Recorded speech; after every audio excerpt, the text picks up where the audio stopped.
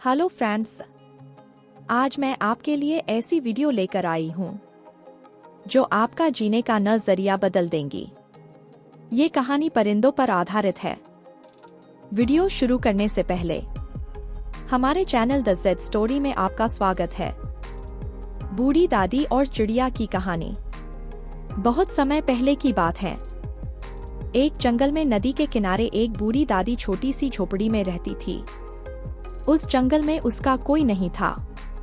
वह बगल के गांव से कुछ खाने के लिए मांग कर लाती थी, जिसे वह चिड़िया और उसके बच्चों के साथ मिलकर खाती थी।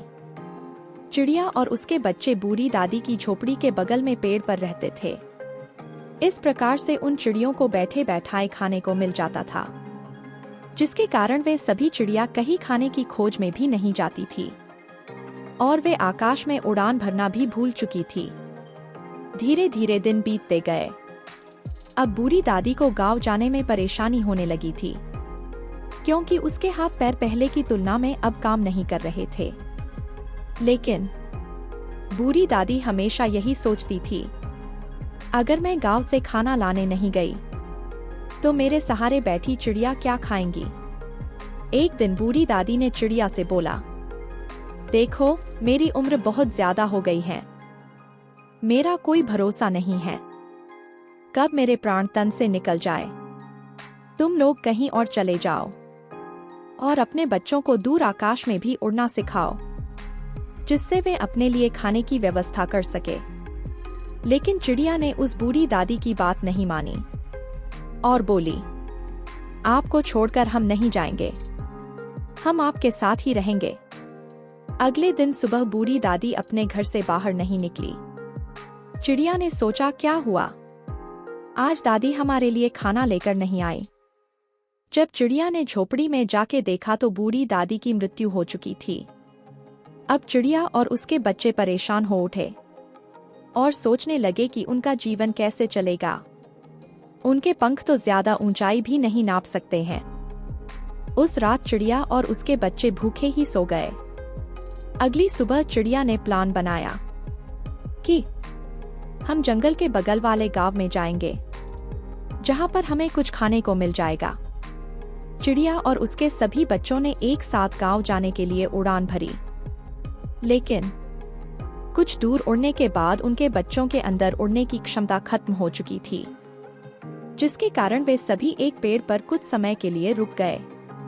उसी पेड़ पर उस जंगल की बहुत बुजुर्ग पंछी रहती थी। चिड़िया और उसके बच्चों को देख उसने बोला, आप लोग बहुत परेशान लग रहे हो, क्या मैं आपकी कोई मदद कर सकती हूँ? चिड़िया ने अपनी सारी बात उस बुजुर्ग पंछी को बता दी, जिसको सुनकर वह पंछी ने बोली, आप लोगों ने बहुत बड़ी गलती कर दी है। आप लोगों को बूढ़ी औरत की बात मानकर समय रहते अपने जीने का सहारा ढूंढ लेना चाहिए था। बहरहाल, मैं आपको एक ऐसी जगह दिखाऊंगी जहां पर आपको और आपके बच्चों को खाने और पीने को अच्छा खाना मिल जाएगा। लेकिन आपको और आपके बच्चे को मुझसे एक वादा करना पड़ेगा। भूखी चिड़िया बोली, हमें आपकी सारी शर्त मंजूर है, बताओ वह शर्त क्या है? बुजुर्ग पंछी ने बोला, आप अपने बच्चे को दूर आकाश में उड़ना सिखाओगी और उन्हें खुद अपना खाना इकट्ठा करने के लिए बोलोगी। चिड़िया बोली, ठीक है, अब जल्दी चलो, हमें उस जगह को दिखा दो जहां पर हमें खाने को कुछ मिल सके। बुजुर्ग पंछी चिड़िया और उसके बच्चों को लेकर गांव के बगल एक खेत में लेकर गई, जहां पर फसल लगी हुई थी। वहां पर बैठकर चिड़िया और उसके बच्चों ने अपनी भूख मिटाई और उसके आसपास की फसल देखकर सभी चिड़िया खुशी से झूम उठी। लेकिन चिड़िया अपने बच्चों को बुजुर्ग पंछी से किए गए वादे के अनुसार हमेशा समझाती रहती और उन्हें आकाश की ऊंचाइयों को नापने में महारत हासिल करवाती। इस प्रकार चिड़िया को बहुत बड़ी सीख मिली, जिसके लिए उसने उस बुजुर्ग पंछी को धन्यवाद बोला और आगे से सतर्क रहने तथा आलस को त्यागने का वचन भी दिया। अब चिड़िया और उसके बच्चों के जीवन में खुशियों की बहार आ गई थी। इसी तरह हमें भी किसी के ऊपर निर्भर नहीं रहना चाहिए। हमें अपने शक्ति का प्रयोग करके अपने जीवन का निर्वाह करना चाहिए। प्यारे दोस्तों, अगली कहानी शुरू करने से पहले आप सबसे निवेदन है, आप मेरी वीडियो को लाइक कर दें। धन्यवाद दोस्तों। बढ़ते हैं दोस्तों अपनी अगली कहानी की तरफ। 2 पिंजरे में कैद पक्षी की कहानी। साहिल एक बहुत ही शरारती लड़का था। उसके पिता एक लेखक थे, जिनका जीव जंतु और पक्षियों से बहुत अधिक लगाव होने के कारण वे उनके ऊपर पुस्तकें भी लिखा करते थे। लेकिन साहिल अपने पिता के विपरीत पक्षियों को बिना किसी कारण दुख पहुंचाता था। उसके पिता ने उसे ऐसा न करने के लिए कई बार समझाया कि जीव जंतु और पक्षियों को हानि नहीं पहुंचाना चाहिए, क्योंकि वे हमारे ऊपर निर्भर रहते हैं। लेकिन साहिल अपने पिता की बात नहीं मानता था। हर दिन साहिल पक्षियों को फंसाने के लिए नई नई तरकीब खोजता रहता था। कभी वह अपने घर के आंगन में दाने डालकर जाल बिछा देता, तो कभी वह पिंजरे को खोलकर उसमें फल रखकर पक्षियों को फंसाता था। इस तरह से कैद हुए पक्षी कुछ खाते पीते नहीं थे, जिसके कारण कुछ पक्षी उसके पिंजरे में ही दम तोड़ देते थे। एक बार एक कबूतर का बच्चा उसके पिंजरे में फंस गया, जिसे देख साहिल बहुत खुश हो रहा था। कुछ देर बाद जब कबूतर अपने बच्चे के लिए खाना लेकर आई तो देखती है कि घोंसले में उसका बच्चा नहीं है। कबूतर अपने बच्चे को आसपास खोजने निकल गई। कुछ दूर उड़ने के बाद वह देखती है कि उसका बच्चा साहिल के पिंजरे में कैद है, जो कि उसके आंगन में रखा हुआ था। कबूतर आंगन के पास जाकर जोर जोर से चिल्लाना शुरू कर देती है। उसकी आवाज सुनकर अन्य पक्षी भी उसके पास आ जाते हैं। अब सभी पक्षी मिलकर पिंजरे के आसपास मंडराने लगते हैं। कबूतर अपने बच्चे को पिंजरे से निकालने के लिए भरसक प्रयास करने लगती है। पिंजरे के पास बहुत सारे पक्षियों को देखकर साहिल एक डंडा लेकर आता है। साहिल को देख सारे पक्षी वहां से उड़ जाते हैं, लेकिन कबूतर वहां से नहीं जाता। वह पेड़ की एक डाल पर बैठकर अपने बच्चे को निहारता रहता है। उसे देख साहिल पिंजरे को अपने घर के अंदर लेकर चला जाता है। कुछ समय बाद साहिल भोजन कर रहा होता है। उसके पास उसका एक दोस्त आता है। पिंजरे में बंद पक्षी को देखकर साहिल का दोस्त उससे कहता है, तुम कितने निर्दयी, क्रूर और अत्याचारी इंसान हो, जो कि इस बेजुबान पक्षी को कैद करके रखते हो। साहिल ने कहा, मैं क्रूर नहीं हूँ, मैं इस पक्षी को खाने पीने के लिए भी देता हूँ, लेकिन यह पक्षी खाना नहीं खाता, तो इसमें मेरी क्या गलती है। साहिल की बातचीत से उसके दोस्त को लगने लगा कि उसको डराने धमकाने से वह पक्षी को आजाद नहीं करेगा। हमें इसकी भावनाओं के साथ प्यार से बात करनी पड़ेगी। उसके दोस्त ने उसे समझाते हुए कहा, साहिल उस पेड़ पर देखो, इस बच्चे की माँ बैठी है, जो कि अपने बच्चे से अलग होने की वजह से रो रही है। ठीक इसी प्रकार से भगवान न करें कि अगर आपको भी कभी कोई आपकी माँ से दूर ले जाए, तो आपकी माँ पर क्या बीतेगी। क्या तुम अपनी माँ के बिना खाना खा सकते हो? आगे साहिल के दोस्त ने उसे समझाते हुए कहा कि अगर आपको पक्षियों से अधिक लगाव है, तो आप अपने दरवाजे के सामने दाना डाल दो, किसी बर्तन में पानी भी रख दो, फिर देखना पक्षियों से तुम्हारा आंगन चहक उठेगा। साहिल को अपने दोस्त की बात सुन अपनी गलतियों का एहसास होने लगा। उसने अपने पिंजरे को खोलकर पक्षी को आजाद किया। इसके अलावा उसने पिंजरे को भी तोड़कर फेंक दिया। हमें जीवों पर दया करनी चाहिए, जो कि बेजुबान होते हैं। वे हमसे कुछ कह नहीं सकते, हमें उन्हें दुख नहीं पहुंचाना चाहिए। दोस्तों, ये कहानियाँ आपको कैसी लगी? अच्छी लगी तो कमेंट बॉक्स में अपनी राय जरूर लिखें। अगर आपने वीडियो को अभी तक लाइक नहीं किया, तो प्लीज वीडियो को लाइक कर दें और दोस्तों के साथ शेयर करें। शुरू करते हैं अगली कहानी। मुर्गी के चूजों के साथ पलने वाले बाज की कहानी है। एक गांव में एक किसान रहता था। एक बार उसे कहीं से बाज का एक अंडा मिला। उसने वह अंडा मुर्गी के अंडे के साथ रख दिया। मुर्गी उस अंडे को अन्य अंडों के साथ सेने लगी। कुछ दिनों में मुर्गी के अंडे में से चूजे निकल आए और बाज के अंडे में से बाज का बच्चा। बाज का बच्चा चूजों के साथ पलने लगा। वह चूजों के साथ खाता पीता, खेलता, इधर उधर फुदकता और बड़ा होने लगा। चूजों के साथ रहते हुए उसे कभी एहसास ही नहीं हुआ कि वह चूजा नहीं बल्कि बाज है। वह खुद को चूजा ही समझता था और हर काम उन्हीं की तरह करता था।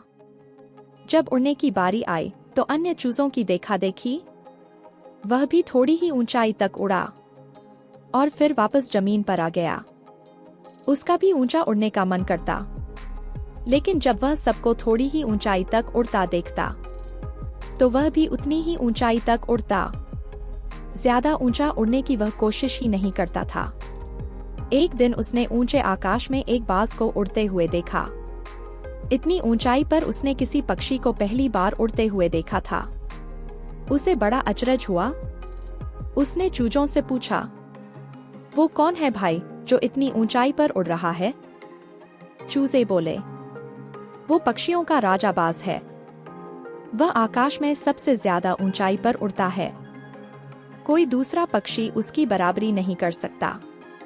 यदि मैं भी उसके जैसा उड़ना चाहूं तो? बाज के पूछा, कैसी बात करते हो? मत भूलो तुम एक चूजे हो। चाहे कितनी ही कोशिश कर लो, बाज जितना नहीं उड़ पाओगे। इसलिए व्यर्थ में ऊंचा उड़ने के बारे में मत सोचो। जितना उड़ सकते हो उतने में ही खुश रहो। चूजे बोले। बाज ने यह बात मान ली और कभी ऊंचा उड़ने की कोशिश ही नहीं की। बाज होने बावजूद वह पूरी जिंदगी मुर्गी के समान जीता रहा। सोच और दृष्टिकोण का हमारे जीवन पर बहुत गहरा प्रभाव पड़ता है। हम सभी क्षमता और संभावनाओं से परिपूर्ण हैं। चाहे हम कैसी भी परिस्थिति में क्यों न हो, हमें आवश्यकता है अपनी क्षमता पहचानने की और अपनी सोच तथा दृष्टिकोण को व्यापक किसी विषय को देखने का एक ऐसा तरीका जो पूरी तरह से विचारों को शामिल करता हो। इसे पूर्ण विचार या एकीकृत विचार भी कहा जाता है। बनाने की हम स्वयं को चूजे समझेंगे तो चूजे ही बनेंगे और बाज समझेंगे तो बाज बनेंगे। बुद्ध को कम न समझें, क्षमता को सीमित न करें, बाज बने और जीवन में ऊंची उड़ान भरें। अगली और अंतिम कहानी। एक कौवा एक वन में रहा करता था। उसे कोई कष्ट नहीं था और वह अपने जीवन से पूरी तरह संतुष्ट था। एक दिन उड़ते हुए वह एक सरोवर के किनारे पहुंचा। वहां उसने एक उजले सफेद हंस को तैरते हुए देखा। उसे देखकर वह सोचने लगा, यह हंस कितना सौभाग्यशाली है जो इतना सफेद और सुंदर है। इधर मुझे देखो, मैं कितना काला और बदसूरत हूँ। ये हंस अवश्य इस दुनिया का सबसे खुश पक्षी होगा। वह हंस के पास गया और अपने मन की बात उसे बता दी। सुनकर हंस बोला, नहीं मित्र, वास्तव में ऐसा नहीं है। पहले मैं भी सोचा करता था कि मैं इस दुनिया का सबसे सुंदर पक्षी हूँ, इसलिए बहुत सुखी और खुश था। लेकिन एक दिन मैंने तोते को देखा जिसके पास 2 रंगों की अनोखी छटा है। उसके बाद से मुझे यकीन है कि वही दुनिया का सबसे सुंदर और खुश पक्षी है। हंस की बात सुनने के बाद कौवा तोते के पास गया और उससे पूछा कि क्या वह दुनिया का सबसे खुश पक्षी है। तोते ने उत्तर दिया, मैं बहुत ही खुशगवार जीवन व्यतीत कर रहा था जब तक मैंने मोर को नहीं देखा था, किंतु अब मुझे लगता है कि मोर से सुंदर तो कोई हो ही नहीं सकता, इसलिए वही दुनिया का सबसे सुखी और खुश पक्षी है। इसके बाद कौवा मोर की खोज में निकला। उड़ते उड़ते वह एक चिड़ियाघर पहुंचा। वहां उसने देखा कि मोर एक पिंजरे में बंद है और उसे देखने के लिए बहुत सारे लोग जमा हैं। सभी मोर की बहुत सराहना कर रहे थे। सबके जाने के बाद कौवा मोर के पास गया और उससे बोला, तुम कितने सौभाग्यशाली हो जो तुम्हारी सुंदरता के कारण हर रोज हजारों लोग तुम्हें देखने आते हैं। मुझे तो लोग अपने आसपास भी फटकने नहीं देते और देखते ही भगा देते हैं। तुम इस दुनिया के सबसे खुश पक्षी हो ना? कौवे की बात सुनकर मोर उदास हो गया। वह बोला, मित्र, मुझे भी अपनी सुंदरता पर बड़ा गुमान था। मैं सोचा करता था कि मैं इस दुनिया का क्या, बल्कि मैं इस पूरे ब्रह्मांड का सबसे सुंदर पक्षी हूँ, इसलिए खुश भी बहुत था। लेकिन मेरी यही सुंदरता मेरी शत्रु बन गई है और मैं इस चिड़ियाघर में बंद हूँ। यहाँ आने के बाद, इस पूरे चिड़ियाघर का अच्छी तरह मुआयना करने के बाद मैं इस नतीजे पर पहुँचा हूँ कि कौवा ही एक ऐसा पक्षी है जो यहाँ कैद नहीं है। इसलिए पिछले कुछ दिनों से मैं सोचने लगा हूँ कि काश मैं कौवा होता तो कम से कम आजादी से बाहर घूम सकता, और तब मैं इस दुनिया का सबसे सुखी और खुश पक्षी होता।